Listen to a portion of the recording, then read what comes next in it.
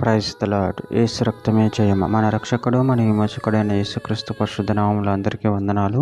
చిన్న ప్రార్థన ద్వారా ఉదయకాల వాక్య ధ్యానం చేసుకుందాము. పరిశుద్ధుడ మహాగణుడు అయిన దేవ యేసయ్య, సర్వాధికారి అయిన మీకే వేలాది వందనములు, కృతజ్ఞత, స్తుతి, స్తోత్రం చెల్లించుకుంటున్నాను దేవ ఉదయకాలం ప్రభు వాక్య భాగం ధ్యానిస్తుండగా వాక్య భాగం మాకు అర్థమవునకు సహాయం చేసి మీ కృపలో బలపరిచి మీకు మాదిరిగా మమ్మల్ని నడిపించమని ఈ చిన్న ప్రార్థన ప్రభువుకు యేసుక్రీస్తు అతి పరిశుద్ధ నామములో అడిగి వేడుకుంటున్నాను తండ్రి. Amen amen. ప్రసంగి గ్రంథం 12వ అధ్యాయం 13వ వచనము. ఇదంతా వినిన తర్వాత తేలిన ఫలితార్థం మీద దేవుని యందు భయభక్తులు కలిగి ఉండి ఆయన కట్టలను అనుసరించి నడుచుచుండవలెను.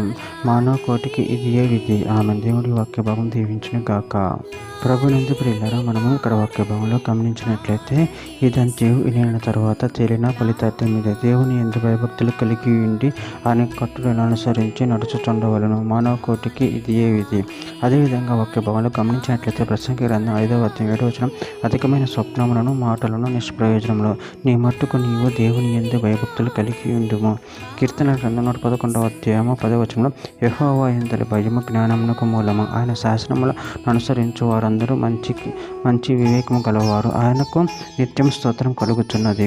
కీర్తన గ్రంథం 145వ అధ్యాయం 19వ వచనంలో, తన యందు భయభక్తులు గల వారి కోరిక ఆయన నెరవేర్చును, వారి మొర ఆలకించి వారిని రక్షించును.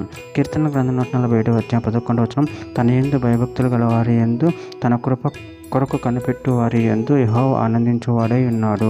సామెతల గ్రంథం 1వ అధ్యాయం 7వ వచనం, యెహోవా యందు భయభక్తులు కలిగి ఉండట తెలివికి మూలము, మూర్ఖులు జ్ఞానమును ఉపదేశం తిరస్కరించుదురు. పేతురు రాసిన మొదటి పత్రిక 2వ అధ్యాయం 17వ వచనం, అందరినీ సన్మానించుడి, సహోదరులను ప్రేమించుడి, దేవునికి భయపడుడి, రాజును సన్మానించుడి. యోబు గ్రంథం 28వ అధ్యాయం 28వ వచనం, మరియు యెహోవా యందలి భయభక్తులే జ్ఞానమనియు దుష్టత్వం విడిచియే వివేకమనియు ఆయన నరులకు సెలవిచ్చెను.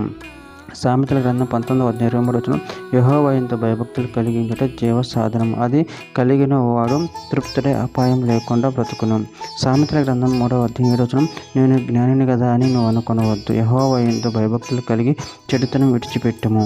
చివరిగా ఒక మాట, మీకా గ్రంథం 6వ అధ్యాయం 8వ వచనం, మనుషుడు ఏది ఉత్తమో అది నీకు తెలియజేయబడి ఉన్నది, న్యాయంగా నడుచుకొనుటయు కనికరమును ప్రేమించుటయు దీన మనసు కలిగి నీ దేవుని ఎదుట ప్రవర్తించుటయు ఇంతే కదా యెహోవా నిన్ను అడుగుచున్నాడు. ఆమె దేవుని వాక్య భాగం దీవించిన కాక చిన్న ప్రార్థన చేసుకుందాము.